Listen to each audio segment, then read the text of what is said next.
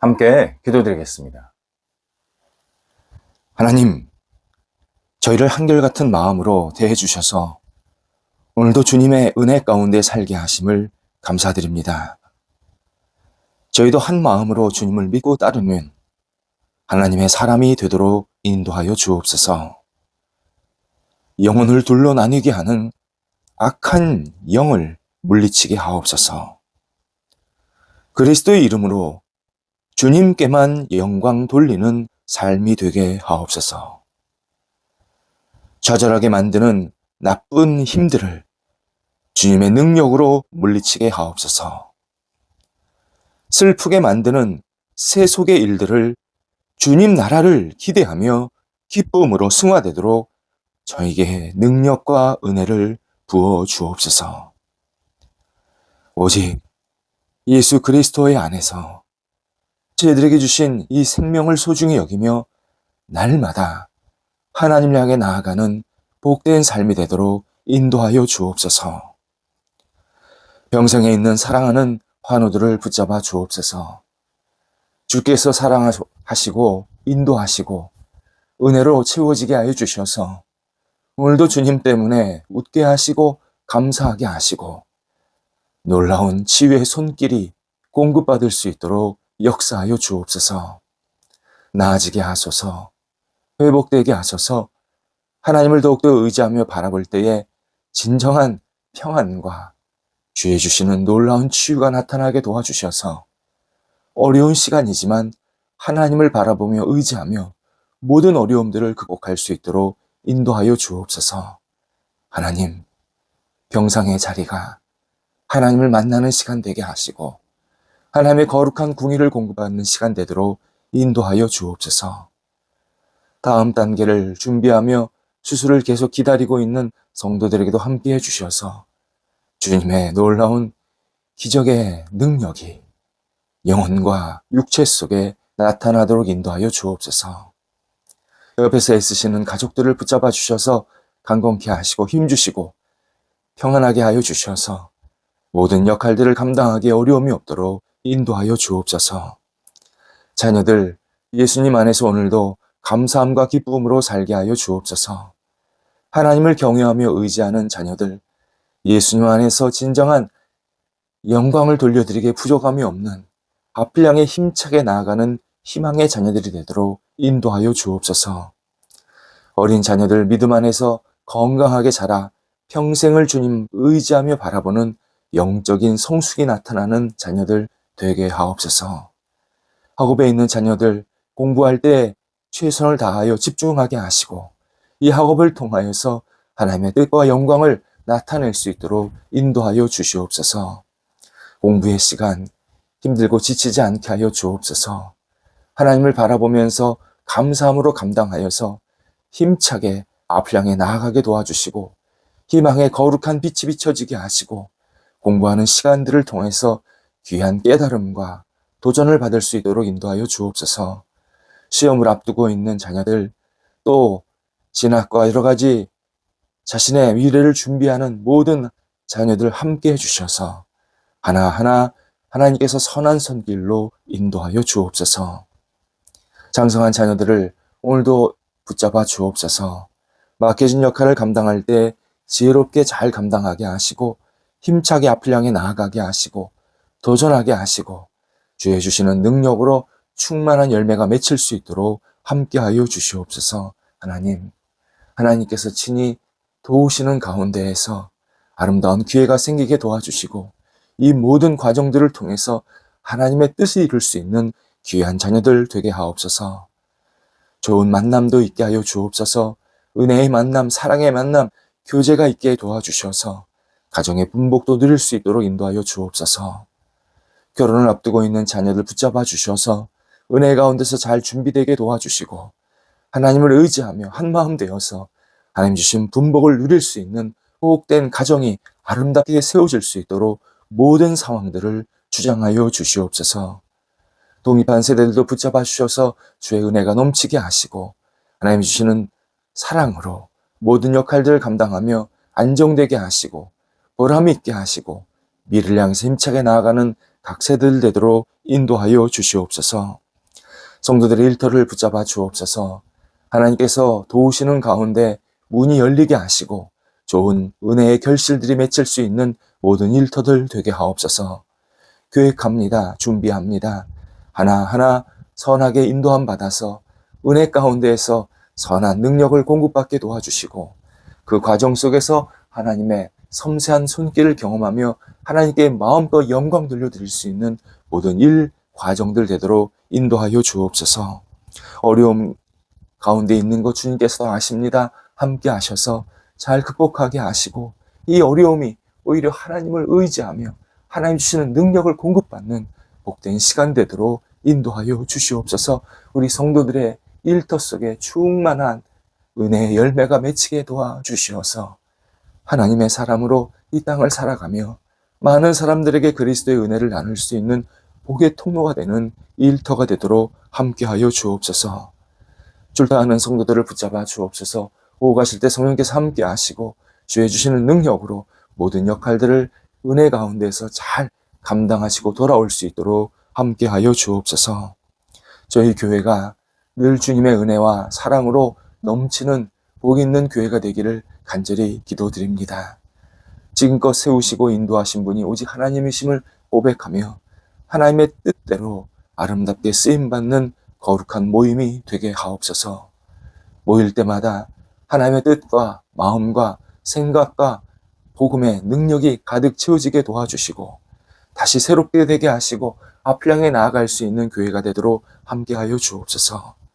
함께 교제할 때에 선한 능력이 나타나게 하시고 사랑의 교제가 넘쳐나게 하시고 진심으로 서로를 위해서 축복하며 기도하는 아름다운 영적인 교회가 되게 하여 주시어서 저희 교회가 있으므로 많은 사람들에게 위로와 희망이 되는 복이 있는 통로가 되도록 함께하여 주옵소서.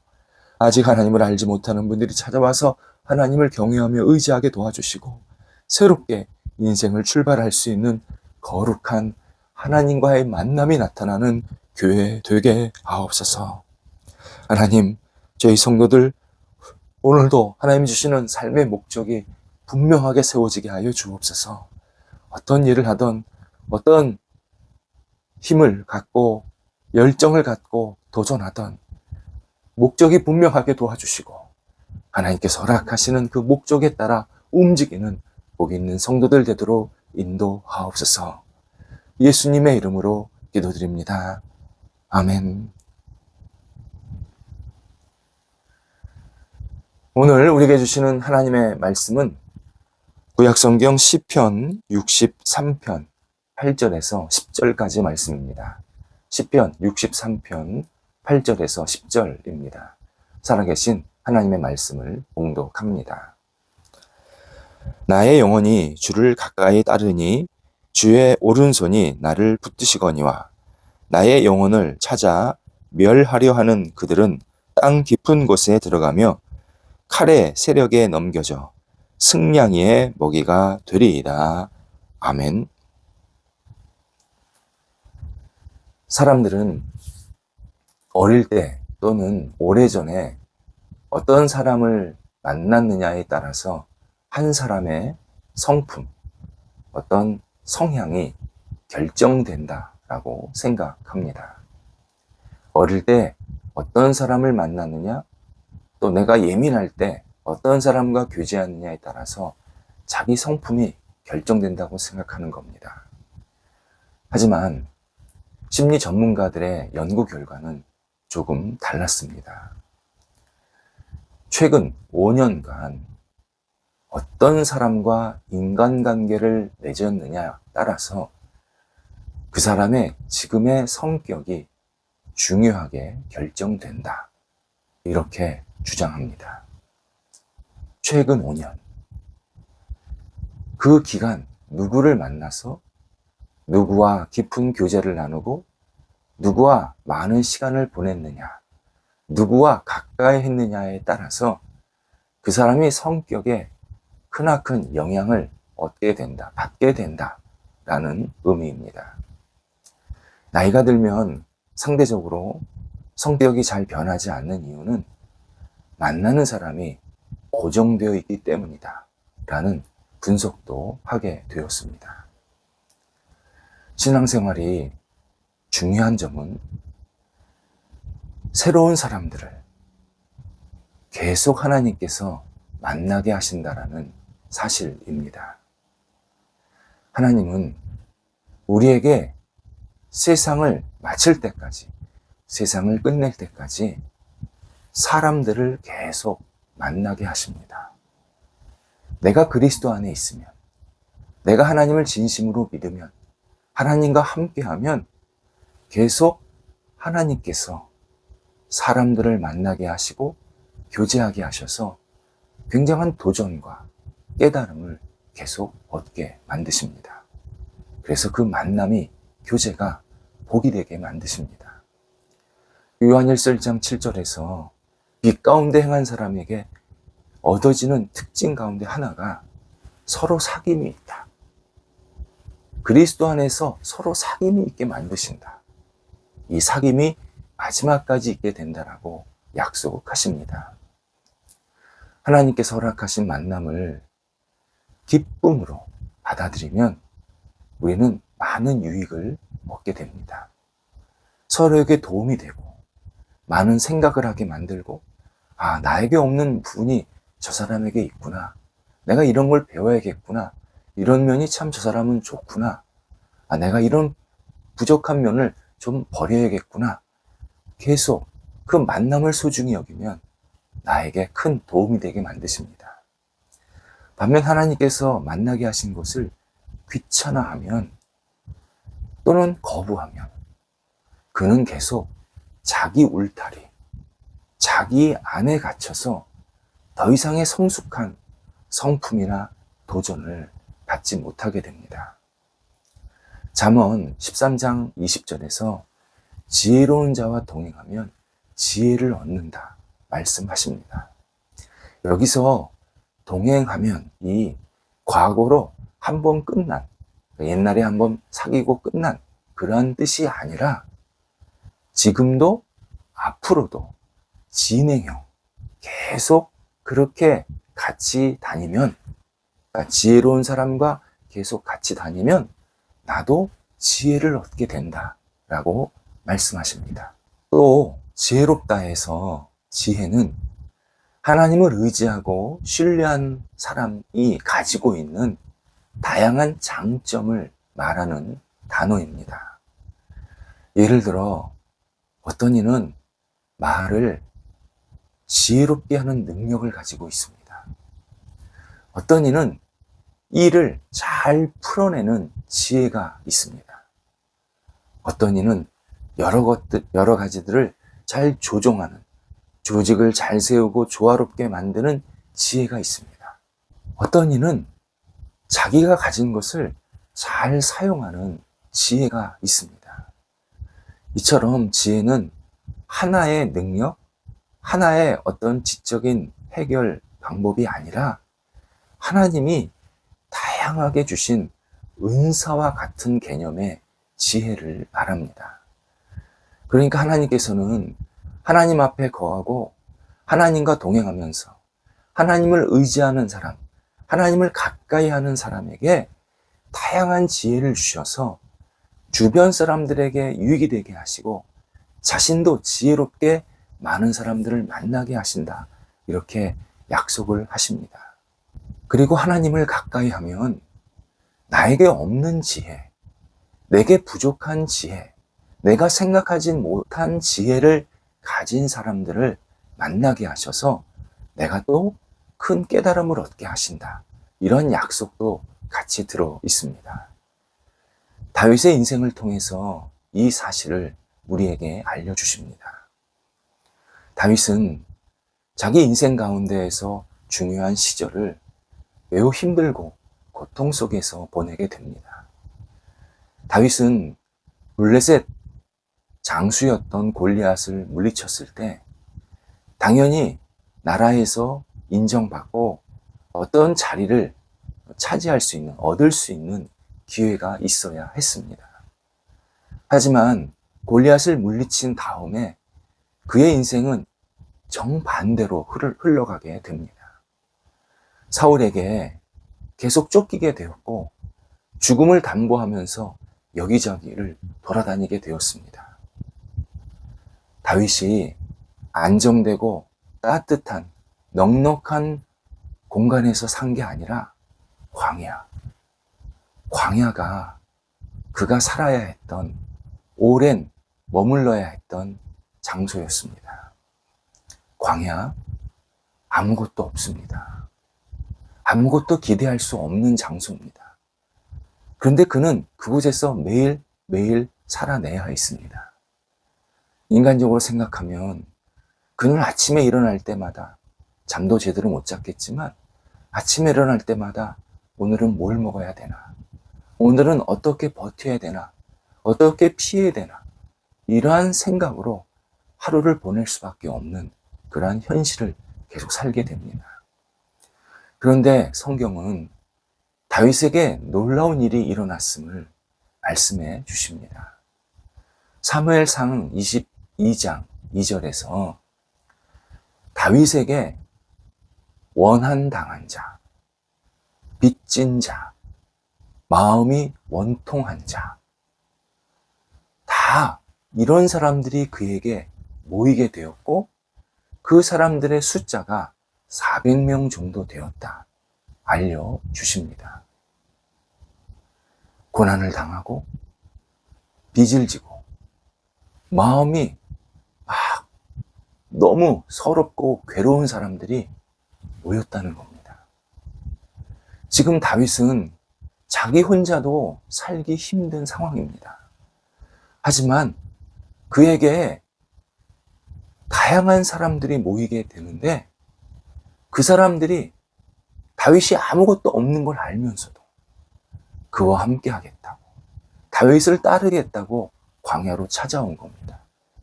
그리고 이들이 다윗과 10년을 넘게 같이 지내게 됩니다. 이들이 처음에 다윗을 찾아왔을 때는 불만이 가득하고 공공에 처했고 빚과 고난에 시달리는 사람들이었습니다. 마음에는 불만, 불평, 분노, 불안, 초조가 가득 있었습니다. 때로 거칠고 무감각한 사람들이 분명했습니다. 성경은 사람들의 이런 상태를 알려주시기 위해서 환난당한 자, 빚진 자, 원통한 자, 이런 표현을 지금 사용하고 계신 겁니다. 그러나 이들이 다윗과 같이 지내면서 다윗에게 긍정적인 영향을 받습니다. 용광로에서 철이 멋지게 뽑아 나오듯이 이들은 다윗에게 인격적으로, 특히 신앙적으로 좋은 영향을 받게 되었습니다. 그래서 나중에 다윗이 왕으로 세워졌을 때 그 나라를 위해서 다양한 방식으로 헌신하는 사람들이 되게 만드십니다. 다윗은 이들이 자기를 처음 찾아왔을 때 조금 당황할 수 있었습니다.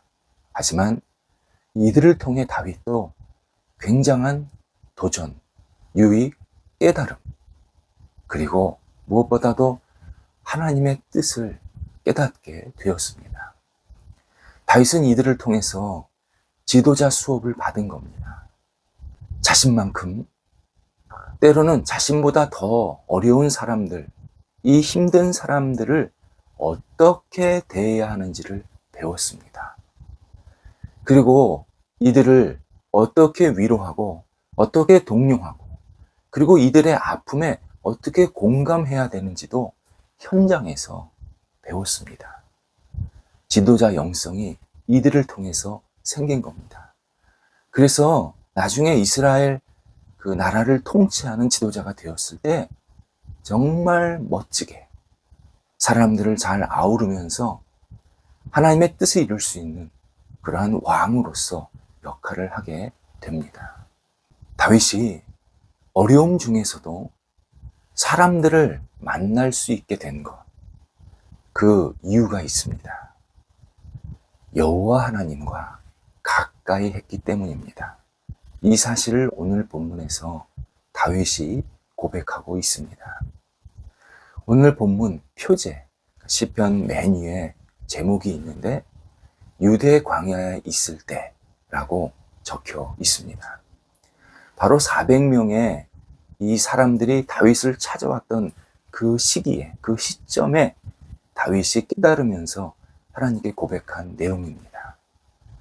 8절에서 다윗은 자신은 오직 주님을 가까이 하고 있고, 그래서 주님이 자신을 늘 보호하시고 도와주시고 인도하고 있음을 고백하고 있습니다. 그래서 아무리 원수가 자기를 치려 할지라도 오히려 주님이 보호해 주셔서 자기는 안전하고, 그 자기를 치려고 하는 원수가 들짐승의 먹이가 되고 있다. 이렇게 자신의 경험을, 상황을 고백하고 있습니다. 다윗은 쫓겨다님, 그리고 이 광야라는 인생에 있어서 큰 어려운 시기, 이런 환경에서 하나님을 늘 가까이 했더니 하나님께서 원수를 물리치시는 것은 기본이고, 자신과 장례를 같이 할 수 있는, 자신에게 도움이 되고 자신에게 힘이 되고 또 자신도 누군가에게 도와줄 수 있는 그러한 사람들을 만나게 하셨음을 오늘 본문에서 고백하고 있는 겁니다. 하나님을 가까이 하면 하나님은 사람을 붙여주십니다. 비록 나와 조금 다른 환경, 다른 성품, 다른 마음을 가지고 있을지라도 결국 하나님 안에 있으면 하나님께서 서로에게 도움이 되게 하시고, 도움을 받게 하시고, 또 격려하시고, 부족한 것을 채우게 하시고, 모자른 것을 좀 넉넉하게 하시고, 또 다른 선을 만들어갈 수 있도록 우리들에게 끊임없이 독려해 주십니다. 하나님을 가까이 하면 하나님을 만나는 것뿐만 아니라 하나님께서 사람도 만나게 하십니다.